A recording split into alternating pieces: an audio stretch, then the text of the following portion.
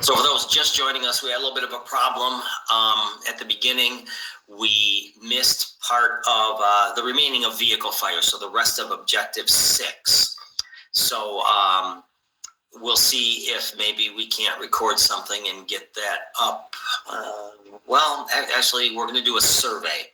So in a little bit after this class, so it's 8:15 now, real time. So by a little bit after 9, we'll get something up into our GroupMe, and I want to find out who is going to be joining us either live or we'll watch this later today or once school resumes.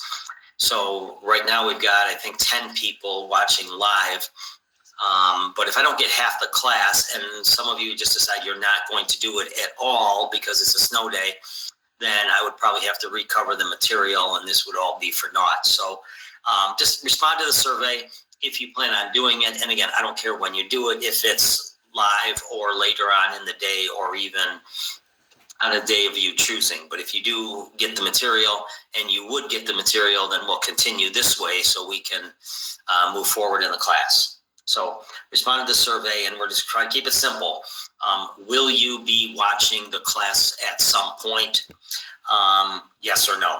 And then just let us know so we can kind of take an inventory there and reevaluate before we continue this, if no one's going to watch it, possibly tomorrow and the next day.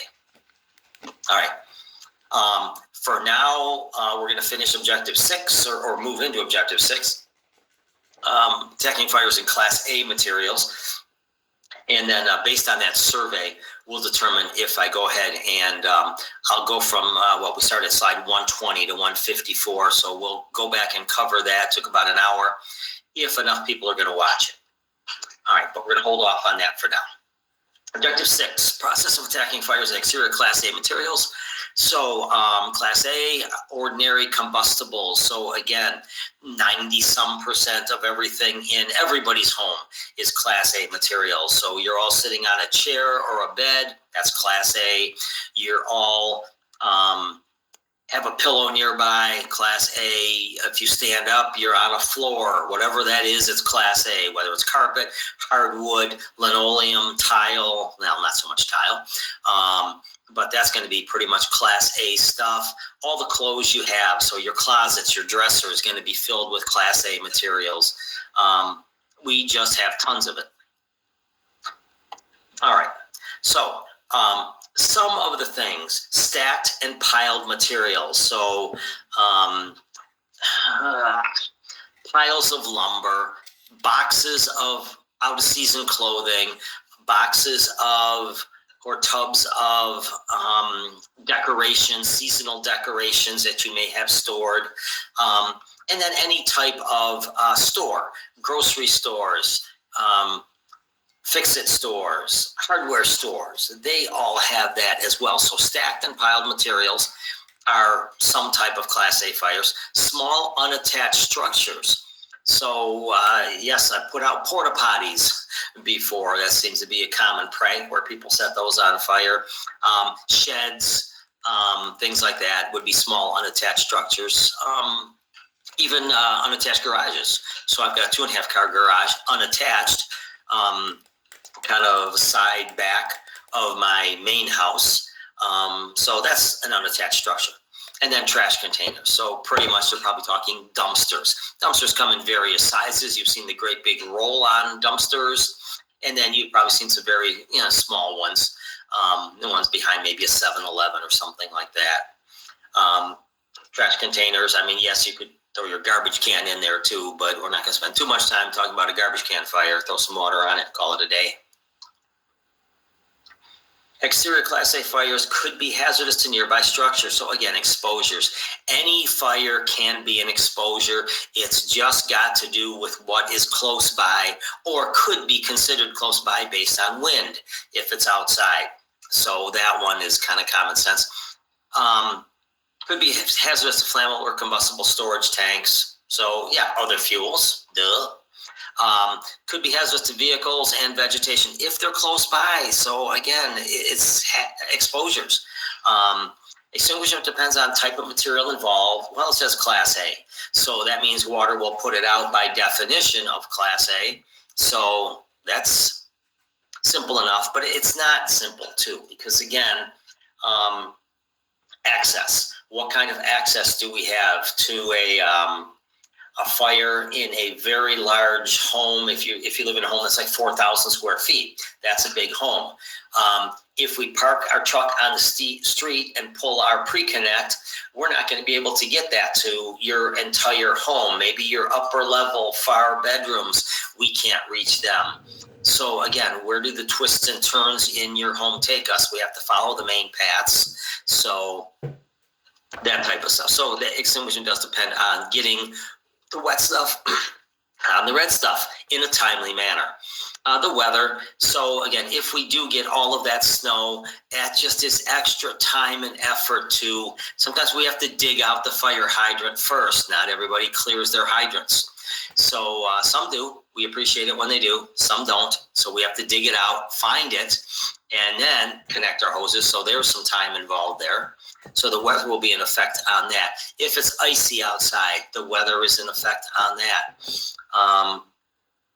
And the type and quality of extinguishment agent. So again, because it says Class A fire, we are going to use water. That is the quantity and quality. So type is water, quantity. So that's going to go back to our discussion that we had last chapter about water supply. Again, in Wayne County here, we have got those little red things that stick up out of the ground every 250 to 500 feet.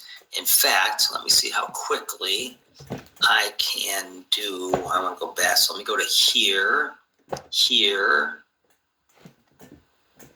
to meet, to this. All right. So now you're seeing me again, all right? All right. Let's carry this. This is outside my door, outside my window, my bay window here. You can see I've got no snow on the ground yet. It's just starting to snow. But if you look right next to that big tree, see that fire hydrant? Yeah, right across the street from my house. So that's got to do with access. Again, in most of my career, hydrants have been there and they're reliable and they work on them. We test them every fall. We check them. We do all of that stuff. So they're very, very reliable. I can count on one hand the number of times that the hydrant system has failed us. And we've had to go to a second hydrant. And I think even one time in my career, we had to go to a third hydrant. So it's like, wow, that never happens. But we actually had 2 bad hydrants get to the third one. So that would be an example of quantity of agent available. All right. Situational awareness. Of course, you knew that was going to pop in there somewhere. Conditions to observe and communicate. Changes to the configurations of the material. Okay, so if something starts to fall over or fall down, that's a change in the configuration. Changes to firefighter position to the fire based upon changes to fire spread and other factors. So the fire is now starting to come back from behind me or something like that. It went around a corner because of the fuel package that I didn't see it. So something like that. Indicators of imminent collapse. So weakening, sounds, bending, floors sagging, things like that could be signs of imminent collapse. Spread of fire to exposure. So if other things start catching on fire, then we have to reevaluate what's the most important. Wind direction and speed will affect that, so that should be communicated. And the effectiveness of your fire attack. So that's going to be your interior attack crews are going to be in contact with command to let them know that they're at the seat of the fire, that they're applying water to the seat of the fire, that they think they have it knocked down. But again, we are getting one room view because there's been times where you'll hear on the radio, I think I've got this fire pretty much knocked down here. It said all interior crews from the IC, we are to leave the structure right now. And then someone will come back and say, Chief, I think I have this fire knocked down. I said, whoa. You are looking at a room that you think you have knocked down. The room on all sides of you are burning and there is no water being applied to them. So it's time to get out. So again, the IC sees a different picture. They see the whole picture and you see a piece of it. So think of it as a puzzle. You have one piece of the puzzle in front of you and the IC has got the whole puzzle in front of him. So yeah, don't question the order. If you get the order, it's time to just do what the order is. And if it's to vacate, then leave. Stacked and piled material. Okay, so raw materials such as at sawmills, lumber yards, and manufacturing facilities, all that stuff piled up on shelving units, big stuff. Bales of cardboard or pallets near retail outlets, bales or rolls of hay or cotton on farms. All right, so that's what they're talking about there. Some loose flammable materials such as mulch or fertilizer at nurseries or garden centers, some miscellaneous material stored outdoor at residences. So, piles of, tires. You could have some tires piled up, off-season tires, maybe snow tires in the winter, something like that. So again, just a potential to fall over, and a large amount is kind of what they're getting at. Possibility of salvaging materials once a fire starts is small. Okay, so the stuff that's burning is gonna lose value. The greatest danger to the exposures, we're not worried about what's burning, we're gonna lose that, but can we save the structure or the rest of the room or something? And the goal is to confine the fire to the origin. So try to keep the fire from spreading is the first thing. So confine the fire to the area of origin and then work on extinguishing. So here we have a dozen pallets, if that. So use a straight stream from a distance and then shift to a fog pattern. Again, if you have a combination nozzle, the straight stream will get you the best reach. So open it up and start putting water on it. And then as you start walking closer and moving in, start fogging it out a little bit by just turning to the left. Once the fire is reduced, move the nozzle closer using the fog pattern for protection, and then break up or pull material. So we're going to want to make sure that we get all sides of it. You're going to have some blind spots. So what you can do is kind of work your way around in a circle to get water to all sides of that. Even your blind spots, eliminate those. Or you can break that apart. Grab a pike pole and start pulling it apart and going from there. This is where the dumpsters kind of become a bit of a pain in the butt. I don't really care for dumpster fires a lot, because it's no value. You're not saving anything. It's garbage. And if they throw the garbage in garbage bags and then throw them in the dumpster, one of them's burning, but a whole lot of them are not, but they're heating up. So you're going to spray water and hit some of the stuff and roll down the plastic paper bags, and it's go down to the bottom. It's going to leak right out the vent hole, the drain hole. So some of the stuff's not going to get wet. It's not going to get cooled. It's not going to get extinguished. So then we have to get a ladder and a pike pole, and we have to start stirring garbage, pulling bags apart, and pre-wetting all of that. And that just takes time and energy, and it's stinky. And anyways. All right, hazards, the stacked and piled stuff can collapse. It can fall down. It can tip over. And then flying embers. If it's outside, the wind is going to be playing in on that one. Class A foam can be applied with an eductor through a CAFS system, is very effective. So CAFS stands for Compressed Air Foam System. And that is a Class A type of a foam system. So there are two different, and we're going to get deeper later. But right now, there are two different types of foams that we're going to talk about. Class A foams and Class B foams. Class A foams, we looked at the slide, and I showed you it was being applied to that one structure, and you could still see it. It had that kind of bubbles on the side that kind of stuck to the vertical surface, looked like whipped cream or shaving cream, something like that. That's Class A foam. It makes water work better. Each one of those bubbles has a drop of water. It absorbs heat, it pops, and then the next one underneath it starts doing its job and doing the same thing. And then eventually you may have to reapply some more to some of the bare spots, and those are obviously the ones that took the most heat. But hopefully there's an attack being made on the fire, and we don't have to worry about that for too much longer. But we don't need someone on that stream constantly. We can apply it, set it down, and leave it right there, and then get back to it later. So it makes water work better. There is a little bit less waste, a little bit less runoff in case your gallonage are a problem in a rural area that's not hydrated. All right, so more on all of those types of foams a little bit later. Maybe the next chapter is foams. No, not the next one. Maybe it's even this one. We'll see. All right. So what are some of those small unattached structures? Storage sheds, outhouses. Anyone ever used an outhouse? Okay. Yeah, camping and things like that. If you go in trails and woods and stuff like that, maybe. But not super common anymore. Pump houses, bath houses. What the heck? Fishing houses. Okay, so your shanties, ice houses. Some of these I don't even know what the heck. All right. So attack from the exterior, always. Okay, so small, unattached. So yeah, you're not going to jump inside just yet. Attack from the exterior first. Prevent spread to exposures, then extinguish the fire. So again, our first step is always confine. Don't let the fire get any bigger. Keep it to what is burning. And then as you get closer, have more people, have more streams, then you can start worrying about putting that fire out.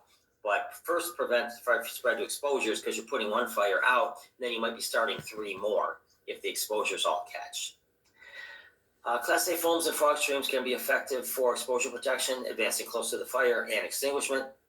So Class A foam does have a lot of advantages. Its main disadvantage is cost. You have to buy Class A foam, and it's expensive. So to get water to work better, you need to get Class A foam to make it work better, and that comes at a cost.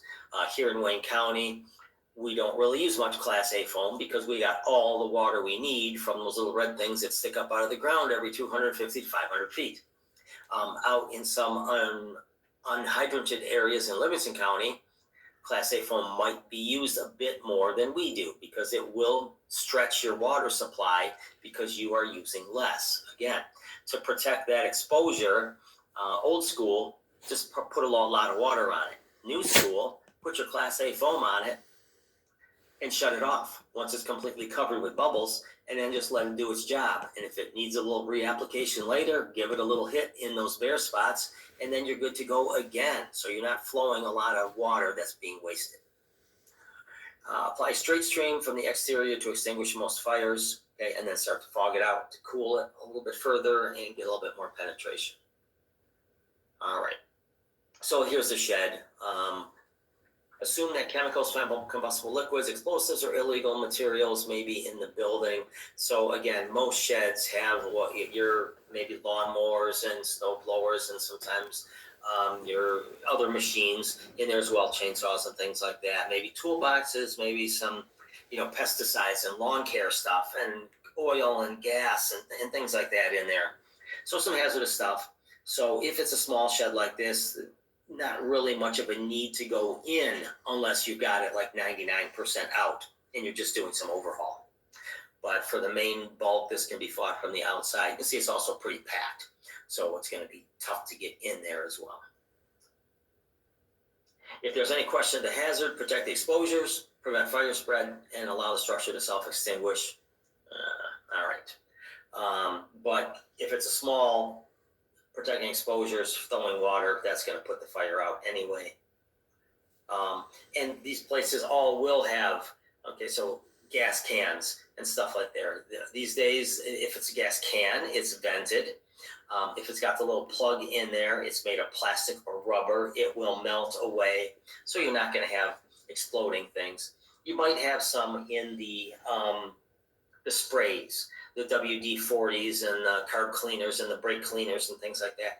You may have some of those that are going to pop and rupture, and they can't even shoot a distance when they do that. But again, you're not going to be inside of this thing. You're going to be from the outside, get the door open, get everything wet. You're not going to get in there very close until everything has been completely extinguished and cooled for a period of time. All right. Chemicals used in the production of some illegal drugs are extremely toxic and volatile. Incidents involving them may require the assistance of law enforcement personnel and trained hazmat people.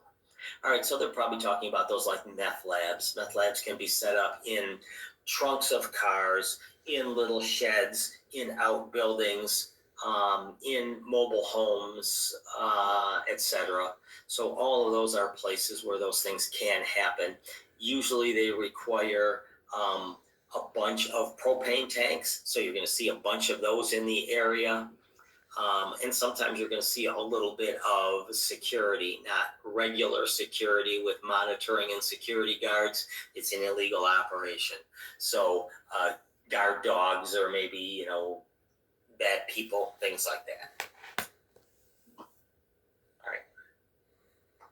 So trash container fires, so most commonly it can be your dumpsters again, if it's just, garbage day out there, move one can away from the other three and let the one can burn itself out. So not a big deal there. But trash containers, the dumpsters, they're going to be a little bit bigger and heavier and harder to move. So they're pretty much stationary. Toxic products of combustion will be present. Well, what do you know about that? Every time there is a fire, there are products of combustion, and we know that the most common ones are carbon monoxide and hydrogen cyanide, and we know that both of those are toxic in different parts per million, but toxic. So that whole first thing we can do without. If the word fire is there, it could be toxic, which is why we spend all that time with our gear and SCBA. Full PPE and SCBA should be worn. Refuse may include hazardous materials or plastics. Okay, it's a trash container fire. So what do you throw out? What do other things throw out? Well, if it's a 7-Eleven, there's going to be a lot of slurpy containers and straws and ho-hos and things like that, wrappers getting thrown in there. If it's outside of a machine shop, there's going to be some metal shavings and stuff like that in there. If it's outside of a wood shop, it's going to be sawdust and scrap wood. So you got to look for some indicators or clues there. Aerosol cans, those are the ones we talked about a couple slides ago. Those can explode because they are pressure